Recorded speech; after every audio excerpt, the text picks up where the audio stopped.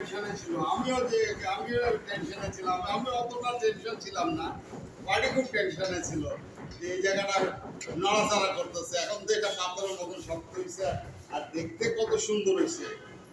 আগে আমি ঢাকায় ওই যে এক্সপোর্ট ফেয়ারগুলি হতো না, ওখানে যে দোকানপাট আছে, ডেকোরেশন ওয়ার্কগুলি হতো, এগুলি কাজ করতাম খুব বেশি। আর ডেকোরেশন কাজ করতে আমার খুব ভালো লাগে। কিন্তু সমস্যা হলো কি, বাংলাদেশের মানুষ ভালো ভালো করে, থ্যাংক ইউ করে, কিন্তু টাকা তো দেয় না। কেন এই যে কাজ করতে যে পরিমাণ টাকা খরচ হইতেছে, খরচের টাকা বলতে দিতে চায় না, বলে না আর একটু কমান। এই কারণে আমাদের সমস্যা হয়ে যায়।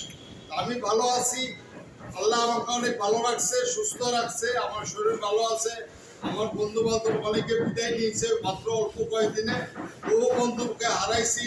আপনাদের কাছে বিনীতভাবে অনুরোধ, প্রত্যেকের জন্য দোয়া করবেন, আল্লাহ যেন তাদেরকে ব্যস্ত নসিব করুক।